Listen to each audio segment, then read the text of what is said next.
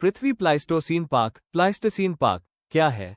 रूस, साइबेरिया में एक प्रयोग है जहां वैज्ञानिक हजारों साल पहले के हिमयुग आइस एज जैसे घास के मैदानों को फिर से बनाने की कोशिश कर रहे हैं। इसका उद्देश्य है बड़े शाकाहारी जानवरों जैसे बाइसन, घोड़े, हाथी आदि को लाकर प्राकृतिक घास भूमि ग्रासलैंड को पुनर्जीवित करना ताकि मिट्टी में कार्बन बना रहे और पारिस्थितिकी संतुलन सुधरे। अगर महाराष्ट्र में ऐसा प्लाइस्टोसीन पार्क जैसा घास का मैदान बने, महाराष्ट्र में कई जगहें हैं जहां सूखी घास भूमि या सवाना जैसी भूमि मिलती है, जैसे सोलापुर, अहमदनगर, पुणे का पठारी क्षेत्र, Nannaj, great Indian bustard sanctuary, Mayureshwar अभयारण्य, चौकेवाड़ी प्लेटो आदि।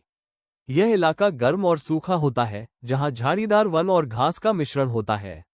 भालू का चेहरा वन, स्लॉथ बेयर मेलर्सस अर्सिनस। पृथ्वी क्षेत्र भारत, श्रीलंका, नेपाल, खासकर मध्य भारत, दक्षिण भारत और महाराष्ट्र के सूखे जंगल।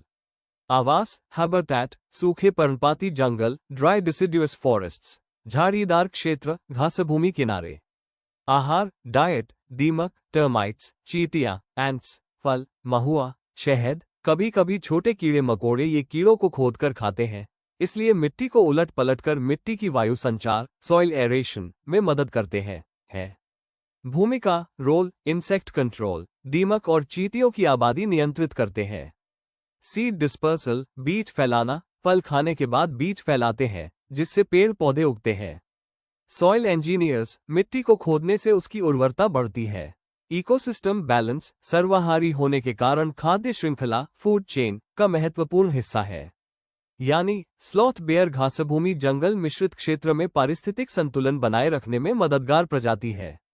झड़ता वृक्ष 3 आवास हैबिटेट सूखे पर्णपाती जंगल ड्राई डिसिडुअस फॉरेस्ट, झाड़ीदार भूमि और घासभूमि किनारे, कभी कभी चट्टानी या पहाड़ी इलाकों में, यानी ये घासभूमि वन मिश्रित पारिस्थितिकी में बहुत अनुकूल है।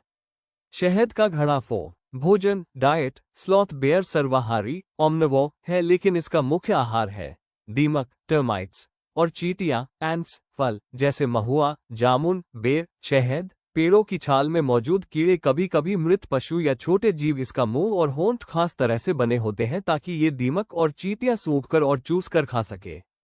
6 खतरे थ्रेट्स जंगलों का कटाव और निवास स्थान का नुकसान।